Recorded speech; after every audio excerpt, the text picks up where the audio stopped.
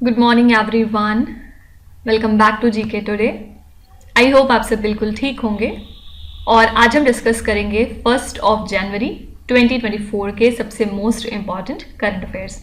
इसमें 31 दिसंबर 2023 के भी करंट अफेयर्स इंक्लूडेड होंगे और क्योंकि आज ये पहला दिन है इस साल का, इस नए साल का, तो मैं आप सब लोगों के लिए बहुत सारी दुआएं करती हूँ कि इस साल आपको ज़रूर आपकी ड्रीम जॉब मिल जाए और आप बहुत जल्द कहीं ना कहीं सेलेक्ट हो जाएं और अपने पेरेंट्स को प्राउड फील कराएं अपने ऊपर। ठीक है, तो आप सब में से जितने लोगों का भी सिलेक्शन कहीं ना कहीं होता जाएगा पूरे साल में, तो वो हमारे साथ ये खुशी कमेंट्स में ज़रूर शेयर करेंगे, जिससे कि हमारे जो दूसरे फ्रेंड्स हैं वो मोटिवेट हो सकें और इसके अलावा हमें भी खुशी मिलेगी ये जानकर कि आपने अपनी ज़िंदगी में जो टारगेट था आपका वो अचीव कर लिया है। तो with lot of good wishes चलिए स्टार्ट करते हैं हम अपना सेशन। फर्स्ट क्वेश्चन है, who has recently one the great Arab minds award in the field of literature and arts. Literature और आर्ट्स की फील्ड में इसमें से कौन है जिन्होंने जीता है ग्रेट अरब माइंड्स अवार्ड को इस साल?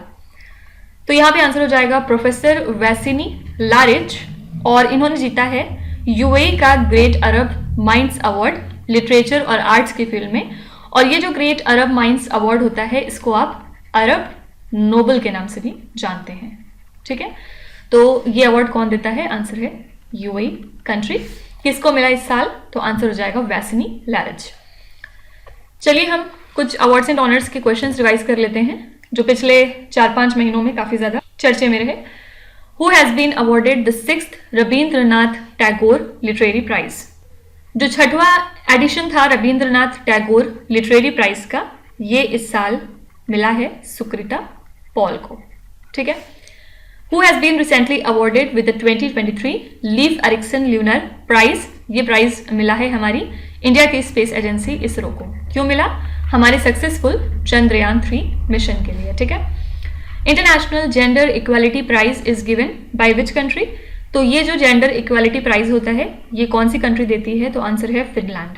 ठीक है, अगर आपसे पूछा जाए कि इस साल ये किसको मिला है तो यहाँ पे आंसर हो जाएगा Afghan women skills development centre को। ठीक है, और फिनलैंड के प्रेजेंट में प्राइम मिनिस्टर कौन है? Petteri Orpo. Paul Lynch who received the 2023 Booker prize is from which country?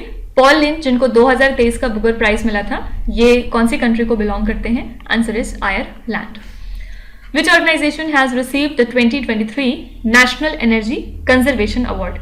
2023 का जो नेशनल एनर्जी कंजर्वेशन अवार्ड था ये किस ऑर्गेनाइजेशन को दिया गया? तो यहाँ पे आंसर हो जाएगा Crompton Greaves consumers electricals limited. Okay, Basukinath Jha the winner of Sahitya Akademi award 2023 is writer in which language? सबसे पहले आपको ये याद रखना है कि साहित्य एकेडमी अवार्ड 2023 के विनर कौन थे? बासुकीनाथ झा, जो कि मैथिली लैंग्वेज के राइटर हैं। ओके, और इसके अलावा मैंने आपको ये भी बताया था कि साहित्य एकेडमी अवार्ड और साहित्य एकेडमी इंग्लिश अवार्ड दोनों अलग अलग बातें हैं। साहित्य एकेडमी इंग्लिश अवार्ड किसको मिला था? इसके विनर थी नीलम सरन गौर। ठीक है, तो ये दोनों अलग अलग अवार्ड्स हैं, इनके विनर्स को अलग अलग करके याद रखिएगा। अच्छा, हम लोग ये रिवीजन सेशन क्यों करते हैं? सबको पता है कि करंट अफेयर्स को मजबूत करने के लिए आपको रिवाइज करना टाइम टू टाइम बहुत ज़्यादा ज़रूरी है, और यही रीज़न है कि हम लोग एक सेपरेट स्लाइड करते हैं हर क्वेश्चन के बाद, जिससे कि हम पुराने क्वेश्चंस को एक बार रिवाइज कर सकें वन लाइनर फॉर्मेट में। और हर क्वेश्चन को जब बार बार इस तरह पढ़ेंगे तो फिर डेफिनेटली वो आपके माइंड में कहीं ना कहीं सेट हो जाएगा और फिर जब आपको उसका काम पड़ेगा तो वो स्ट्राइक कर जाएगा। तो यही रीज़न है कि हम इसको इस तरह से वन लाइनर फॉर्मेट में रिवाइज करते हैं, और इसके अलावा हर क्वेश्चन में जो भी इंपॉर्टेंट बातें रहेंगी वो मैं आपको इसी फॉर्मेट में बताते चलूंगी। और कोई भी अगर किसी भी क्वेश्चन को डिटेल में पढ़ना चाहता है तो वो ये जान ले कि ये सारे क्वेश्चंस हम पीछे कहीं ना कहीं डिटेल मैनर में डिस्कस कर चुके हैं, तो वो पीछे के लेक्चर्स को जाके रेफर कर सकते हैं। ठीक है, चलिए सेकेंड क्वेश्चन पे चलेंगे। Recently who has become the first world leader to reach 2 crore subscribers on his official YouTube channel? तो हाल ही में इसमें से कौन से दुनिया के लीडर हैं जिन्होंने यूट्यूब चैनल पे अपने 2 करोड़ सब्सक्राइबर्स कंप्लीट कर लिए हैं? तो यहाँ पे आंसर है हमारे प्राइम मिनिस्टर नरेंद्र मोदी जी। ये दुनिया के पहले वर्ल्ड लीडर इसी के साथ बन गए हैं जिन्होंने अपने 2 करोड़ सब्सक्राइबर्स कंप्लीट कर लिए अपने ऑफिशियल यूट्यूब चैनल पे। और जो second most followed global leader हैं, कौन है वो?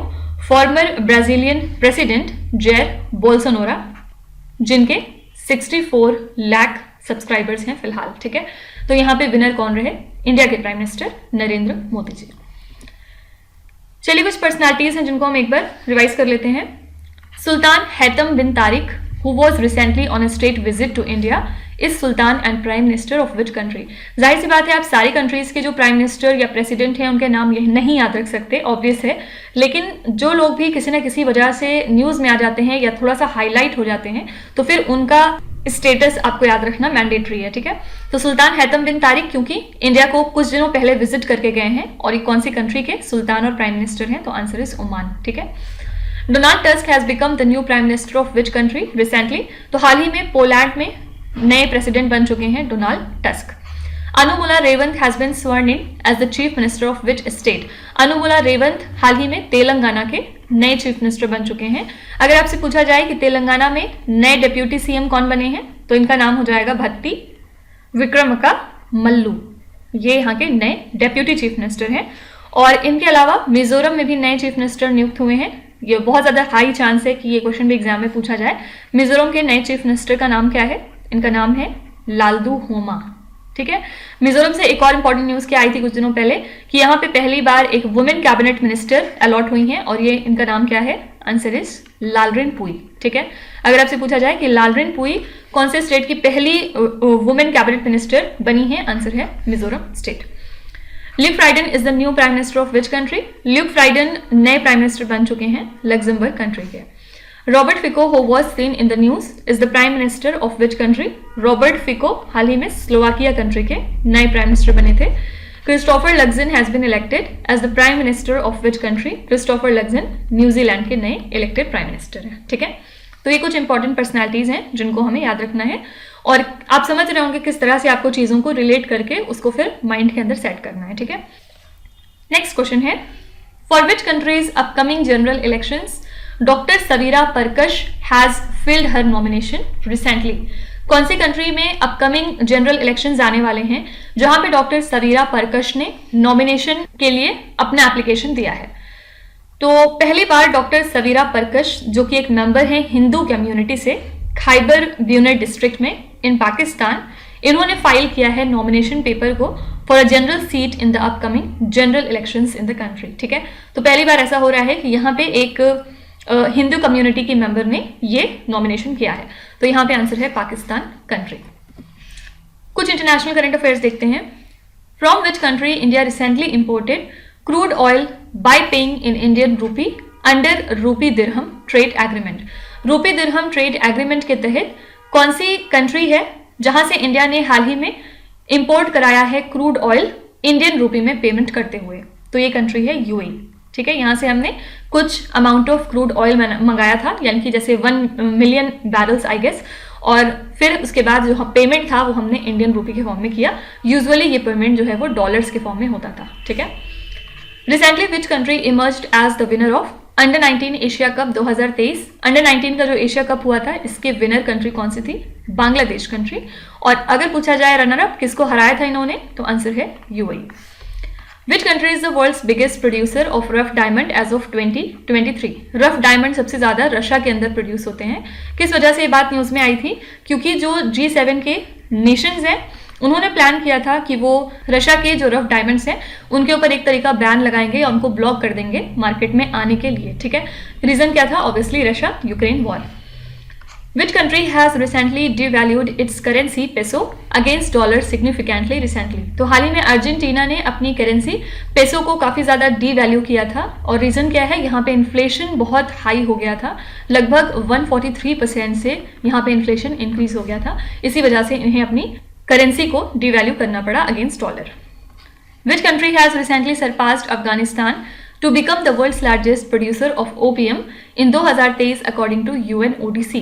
इनके मुताबिक अब दुनिया की सबसे बड़ी प्रोड्यूसर ओपियम के मामले में हो गई है म्यांमार कंट्री।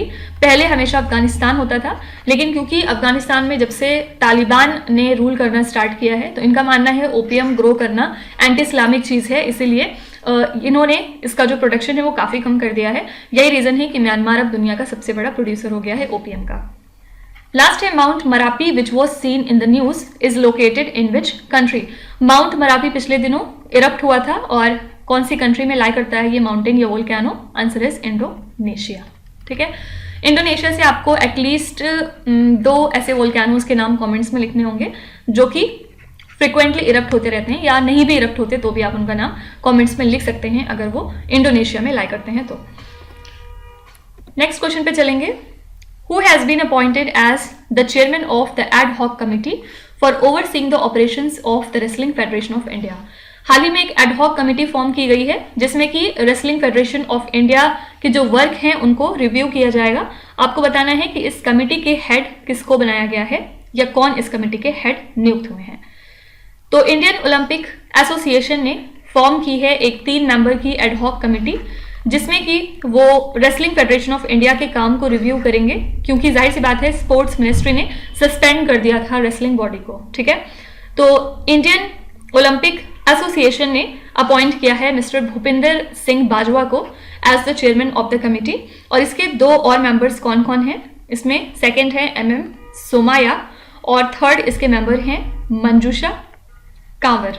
ठीक है, तो ये इस कमेटी के मेंबर्स हैं तीनों लोग, और ये day to day affairs of wrestling federation of India को चेकआउट करेंगे या ओवरसी करेंगे। ठीक है, तो इस कमेटी के हेड कौन बनाए गए? मिस्टर भूपिंदर सिंह बाजवा।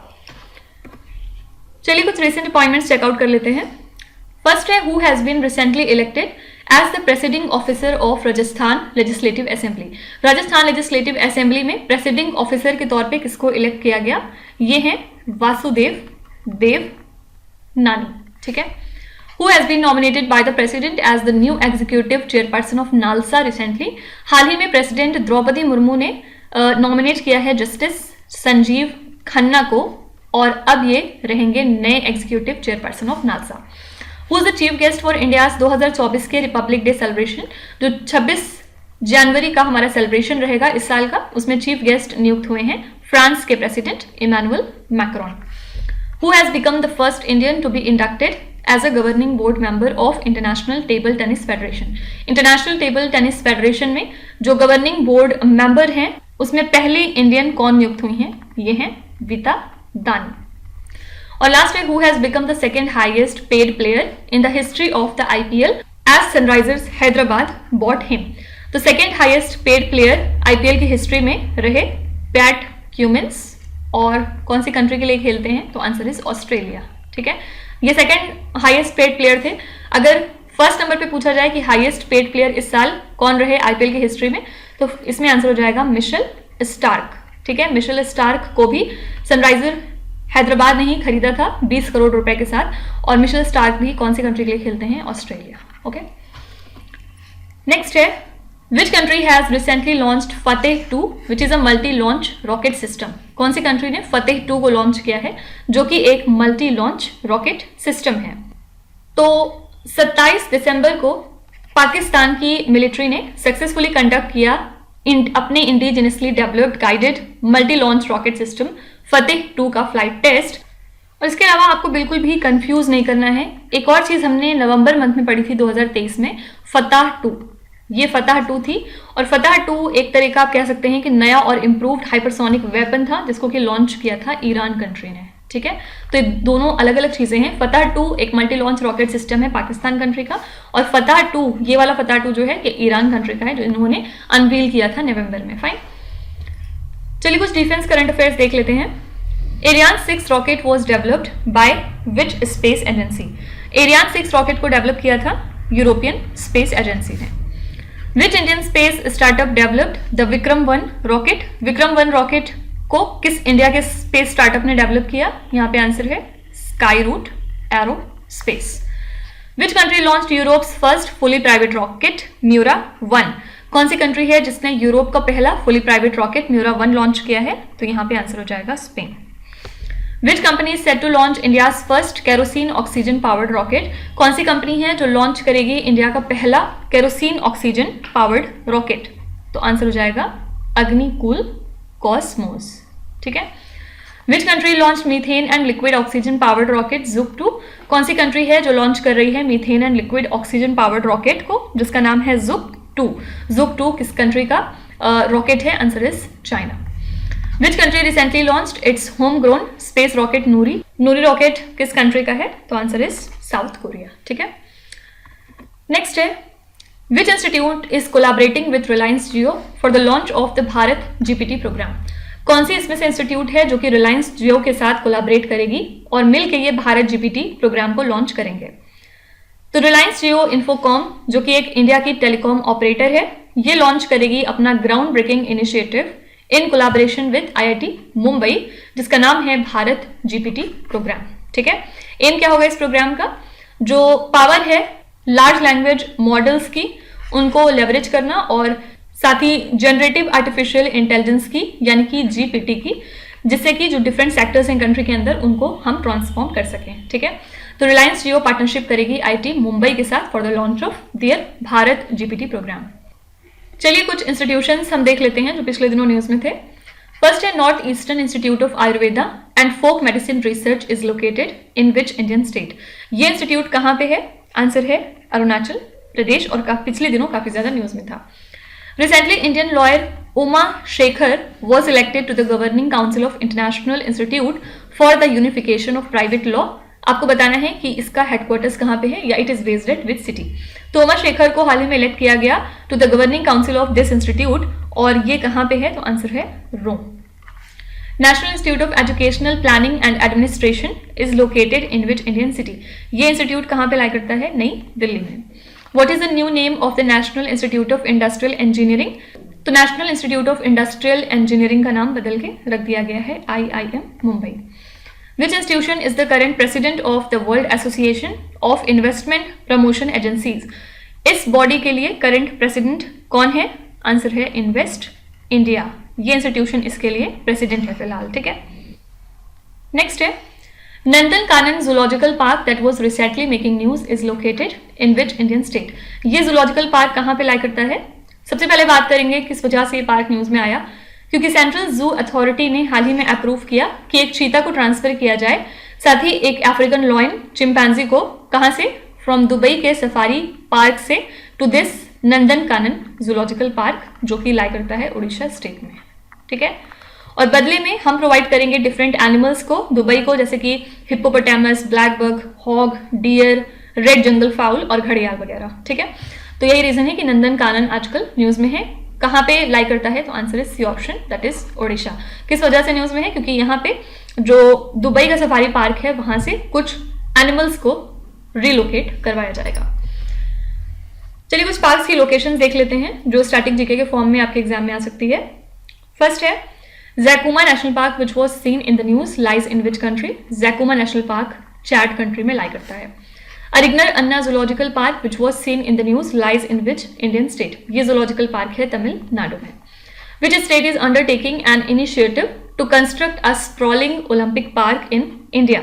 उत्तर प्रदेश ने डिसाइड किया है कि वो कंस्ट्रक्ट करेंगे एक स्प्रॉलिंग ओलंपिक पार्क इंडिया के अंदर। Kafue national park which was seen in the news is located in which country. Kafue national park है जाम्बिया कंट्री का। Ranthambore national park is located in which state और the union territory. Ranthambore national park है राजस्थान का। और last है Madhav national park which was seen in the news lies in which state और the union territory. Madhav national park है मध्य प्रदेश का। ठीक है, कमेंट्स में जरा बताइएगा कि असम स्टेट में इन टोटल जैसे कि हम जानते हैं 7 नेशनल पार्क हैं, इसमें से एटलीस्ट आपको 3 के नाम कमेंट्स में मेंशन करने हैं। ठीक है, तो सारे लोग डिफरेंट लिखेंगे जिससे कि कमेंट्स पढ़ने के बाद सारे लोगों को 7 नेशनल पार्क्स के नाम याद हों जो कि असम में लाई करते हैं। नेक्स्ट है under what brand name the central government has recently decided to sell rice at 25 rupees per kilo through public distribution system. किस ब्रांड नेम के तहत सेंट्रल गवर्नमेंट ने डिसाइड किया है कि वो चावल को सेल करेंगे 25 रुपए पर किलो के हिसाब से थ्रू पब्लिक डिस्ट्रीब्यूशन सिस्टम। तो राइस के लिए जैसा कि हम जानते हैं कि इन्फ्लेशन बढ़ता जा रहा है और अभी तक हमने 10% का इन्फ्लेशन देखा है चावल में, यानी कि 10% से इसकी प्राइस बढ़ चुकी है। तो गवर्नमेंट ने फाइनली डिसाइड किया है कि वो सेल करेंगे राइस को अंडर द भारत ब्रांड, जिसमें कि आपको 25 रुपए पर किलो के हिसाब से चावल मिलेगा थ्रू पब्लिक डिस्ट्रीब्यूशन चैनल। ठीक है, ये एक अटेम्प्ट है जिससे कि जो सप्लाई है चावल की उसको आसान किया जा सके या बूस्ट किया जा सके और चावल को ज़्यादा अफोर्डेबल किया जाए, क्योंकि ये एक इंपॉर्टेंट सीरियल है और जाहिर सी बात है हर घर में ऑलमोस्ट चावल पकता ही है। तो गवर्नमेंट ने इसके पहले ऑलरेडी आटा को सेल किया था और पल्सेस को अंडर द भारत ब्रांड, जिससे कि प्राइसेस को स्टेबलाइज किया जा सके। ठीक है, तो इनका ये ब्रांड नेम क्या है? आंसर है भारत। चलिए कुछ स्कीम्स हैं जिनको हम रिवाइज कर लेते हैं। फर्स्ट है, which state has been the largest recipient of funds under the centre's scheme for special assistance to states for capital expenditure और investment over the last 4 years। तो लार्जेस्ट रेसिपिएंट ऑफ फंड हो चुका है Uttar Pradesh under this central scheme पिछले 4 सालों में। Recently which state launch मुख्यमंत्री पशु सेवा योजना, जो कि एक 24/7 एनिमल एम्बुलेंस स्कीम है, जिसमें कि जो भी आपके लाइफ स्टॉक होंगे उनको टाइमली और एक्सेसिबल वेटरनरी केयर प्रोवाइड किया जाएगा। ये स्कीम लॉन्च की थी गोवा स्टेट ने। Which scheme has been launch recently to empower women in rural areas with agricultural drones. तो ये स्कीम है ड्रोन दीदी स्कीम, जिसके अंडर में जो भी हमारे रूरल एरियाज में वुमेन होती हैं उनको एग्रीकल्चरल ड्रोन्स दिए जाएंगे ताकि वो और बेहतर तरीके से अपना खेती कर सकें। Which state implements Mahalakshmi scheme aimed at providing free travel to women in buses. तो कौन सा स्टेट है जो कि इंप्लीमेंट करता है महालक्ष्मी स्कीम को, जिसके अंदर में फ्री बस ट्रेवल प्रोवाइड किया जाएगा वुमेन को? तो यहाँ पे आंसर है तेलंगाना। याद रखने वाली बात क्या है कि सेम ऐसी स्कीम कर्नाटका स्टेट ने भी लॉन्च की थी, बस स्कीम का नाम अलग है और इन्होंने अपना नाम रखा था शक्ति स्कीम। ठीक है, पर्पस सेम था कि यहाँ पे भी वुमेन को फ्री बस ट्रेवल दिया जाएगा।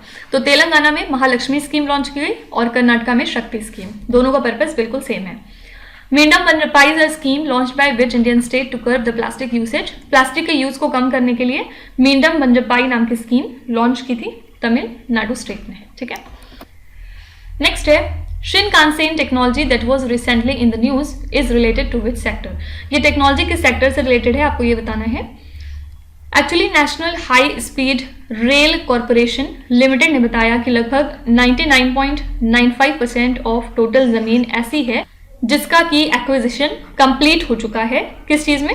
जो 508 किलोमीटर का Ahmedabad Mumbai bullet train corridor बनाया जा रहा है उसके लिए। ठीक है, तो इसके अंतर्गत हमें जितनी भी जमीन चाहिए उसकी 99.95% लैंड जो है वो उसका जो एक्विजिशन है वो कंप्लीट हो चुका है।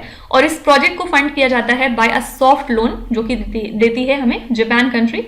एम क्या है? इंडिया का पहला high speed rail line banana based on Japan के शिनकानसेन टेक्नोलॉजी, जो कि इस रूट को कवर करेगा सिर्फ और सिर्फ 3 घंटों के अंदर। ठीक है, तो शिनकानसेन बेसिकली एक तरह से जापानीज बुलेट ट्रेन है और ये हाई स्पीड रेल सिस्टम है। इसमें एडवांस टेक्नोलॉजी का यूज किया जाता है जैसे कि एरोडायनेमिक डिजाइन, इलेक्ट्रोमैग्नेटिक ब्रेकिंग और डेडिकेटेड ट्रैक्स वगैरह, जिसकी हेल्प से आप स्पीड को अचीव कर सकते हैं अप टू 200 mph और इसी के साथ ही काफी एफिशिएंट और सेफ होता है फॉर पैसेंजर ट्रांसपोर्ट।